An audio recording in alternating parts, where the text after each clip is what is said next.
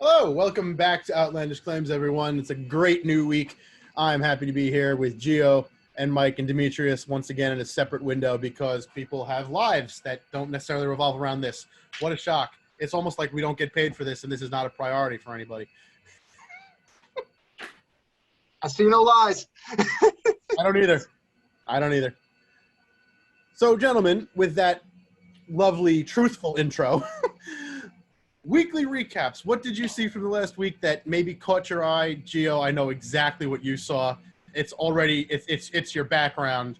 I might as well start with you. I mean, you know that time I said that my prediction was 1 week, there'd be another no-hitter, and there was no no-hitter that week. Well, now there's been 3 since I said that the week after I predicted it, and 2 of them happened this week. Spencer Turnbull and Corey Kluber, back-to-back days. This is going to make the moving the mound back argument interesting over the offseason. I can't believe it. The record for no-hitters in a year is 8. We're at 6. It's only May. Oh, and the Yankees have the best record in baseball since the past month, but that's another thing. Circle back on a couple of things that I've touched on in some of our previous weekly recaps. Number one, can we officially start the Go Save Corbin Burns from Milwaukee Fund? Because I think that needs to take precedent. What's happening in Milwaukee is nothing short of a kidnapping, robbery, and holding somebody hostage for absolutely no reason. I mean, this man has a 1.79 ERA with 67 strikeouts and a 0.62 walks, hits, innings pitched. He's 2-3 on the season. I mean, you just look at the stats game after game. This past game was the game in which he gave up the second most runs that he has all season. He gave up 2 earned runs. There's one game that he gave up 4. Otherwise, 1 earned run, 0 earned runs, 0 earned runs, 0 earned runs, 3 straight with no earned runs. This past game against the Kansas City Royals, who there's been nothing royal in Kansas City after that hot start that they were on, but that's for another day. He had 9 strikeouts in just 6 innings. I mean, I don't know how you guys feel. This resembles King Felix. This resembles Matt Harvey before the Mets went to the World Series. This resembles Jake Peavy, might I dare say, out in San Diego, right? Wasting his years, by the way.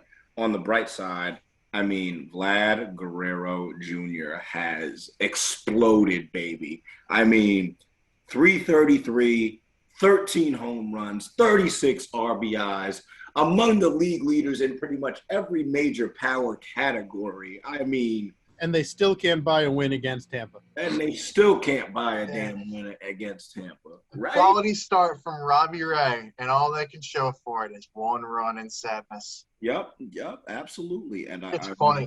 I 100% agree. And I mean, at this point, all you really need from the Blue Jays is consistency. Because if you have consistency with Vlad Guerrero Jr. as your franchise player for years to come, I mean, they're 4th in the AL East right now at 23-21 because the AL East has been steadily improving week after week, right? But you get Kevon Biggio to start hitting, you get George Springer to perform like the MVP caliber player that he's capable of performing like. Man, I don't want to see the Blue Jays in a first round or second round series coming out of the AL. I don't.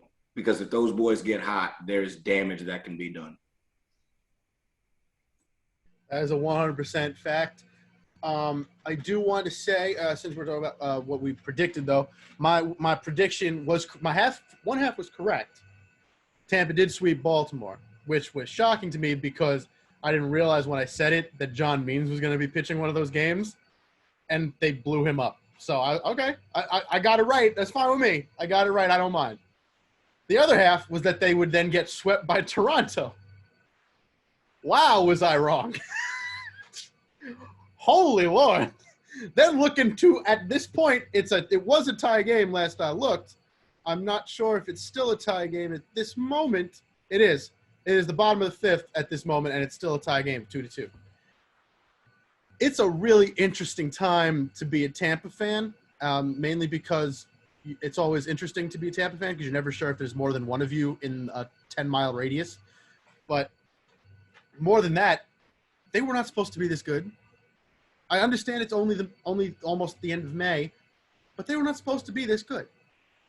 This is absolutely complete and total insanity that they would be not just looking to sweep the Blue Jays after sweeping the Orioles, but that they'd be looking to sweep the Blue Jays after sweeping the Orioles, after sweeping the Mets, after winning one game against the Yankees.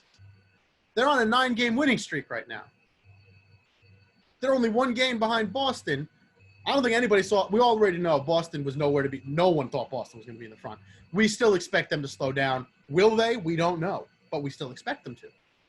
Tampa being in second place, that was so far outside my radar, I would sooner believe that Jesus made his second coming than I would say that this team was second place in the division. So kudos to Tampa. Bravo. Great job from both the Rays and the Bolts this week. I mean, go Tampa Bay. Another thing I want to take away from this week, and really the biggest thing for me outside of Tampa, Alex Wood gave up 2 runs to the Los Angeles Dodgers and lost 2-1. How does, if you have a pitcher who is only allowing 2 runs against arguably the greatest offense in the sport at this moment, you should be winning that game. How you let him give up only 2 runs and completely just whiff on it. I understand it's Trevor Bauer getting the start, but you can take that bullpen away. You can eat at their bullpen for another run at the very least, not give him a loss. That was his first loss of the season. And every single game, to go back to what Mike just did about Mr. Corbin Burns, every single game this season, 0, 1, or 2. That's it. He has never given up more than 2 runs. But when you're giving up 2 runs against the Dodgers, only giving up 2 runs against the Dodgers, not only should your team find a way, especially when you're playing in Los Angeles, when you're playing in San Francisco, to find a way to score at least 1 more run. Against a division rival. Against the division rival, absolutely. That is a point I was overlooking. Absolutely. Against the division rival, you got to get 1 more run. But more than that, Alex Wood might actually be a Cy Young dark horse for the NL. Corbin Burns, as you said, gave up 4 runs one time. That's nothing to be ashamed of. It's one outing. It's an anomaly at this point. Mr. Alex Wood has an equally impressive, though not as spectacular, ERA and WHIP of 1.93 and 1.02. His win-loss record, as I said, is only his first loss was just now. He's 5-1. We don't know how the rest of the season is going to go, but at this moment, Alex Wood versus Corbin Burns seems to be the way the NL Cy Young is looking, with Trevor Bauer somehow a third-place afterthought, which is remarkable to think about given how well he's pitching. But that's what I take away from this week. Great job, Alex Wood. Go for that Cy Young. And most of all, make the Dodgers pay for letting you go.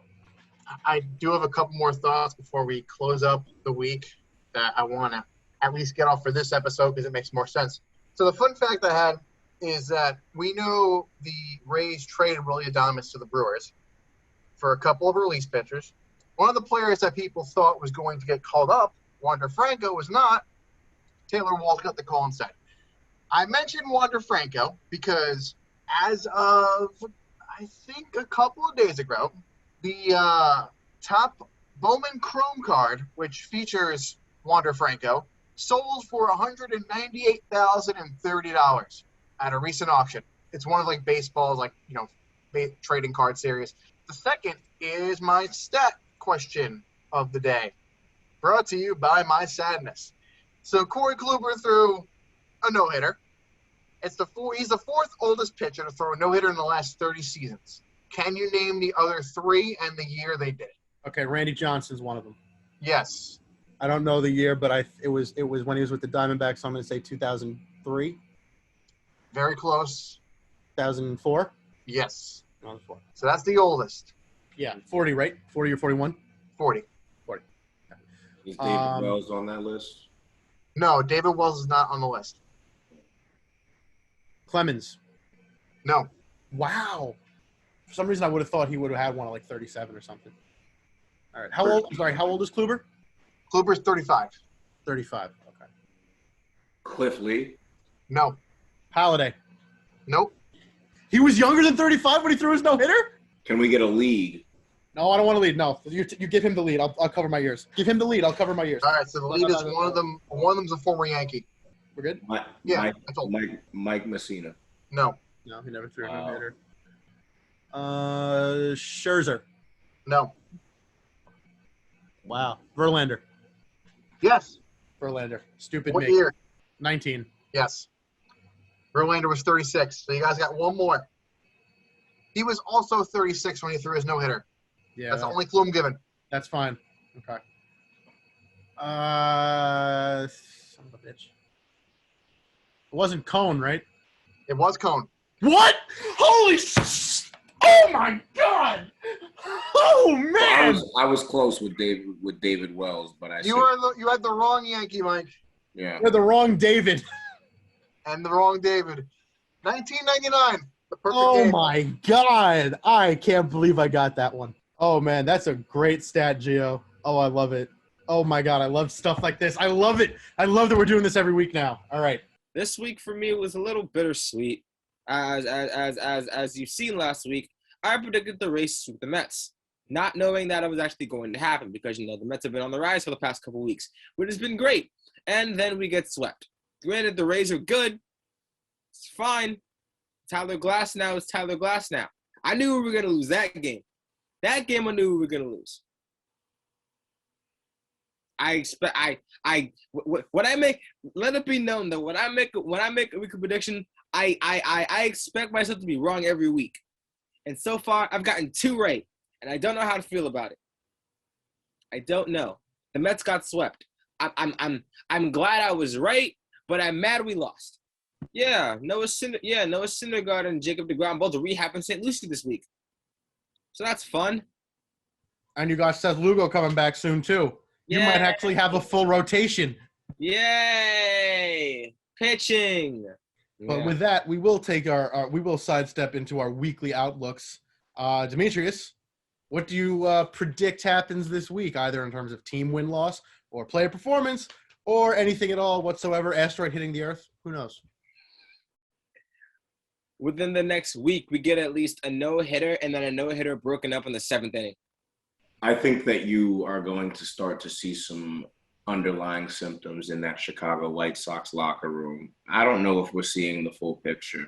The more that you think about it, the more that Tony La Russa is probably out of touch with how modern day baseball is run. Overall, they're still in good shape, right? They're still first in the AL Central, and they're clearly the best team top to bottom in the AL Central. So I think that you'll see them continue a mini skid, maybe lose 2 out of their next 3 on top of this last game, and then they'll probably bounce back. My thing to look forward to this week, or not look forward to, but to at least keep an eye out for, are the Red Sox. And I say that because as of this recording, they are 1 game ahead of the Rays and a game and a half ahead of the Yankees in the American League East. I don't we've been saying for so long the Red Sox are not going to keep this up, and they keep on holding that division lead very tight.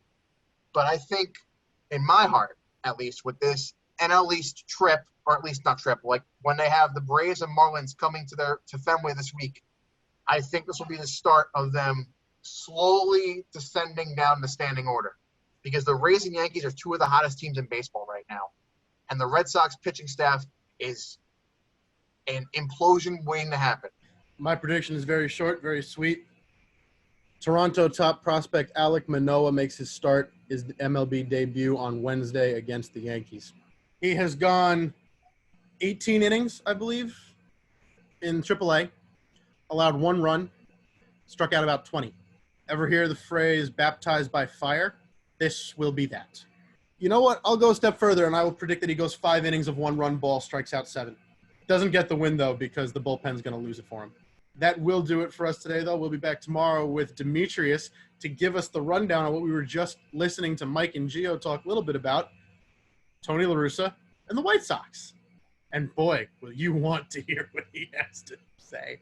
The dude went off. I can't wait. It's going to be fun. I recorded his segment before this. That's why I talk like I know the future. We'll see you then.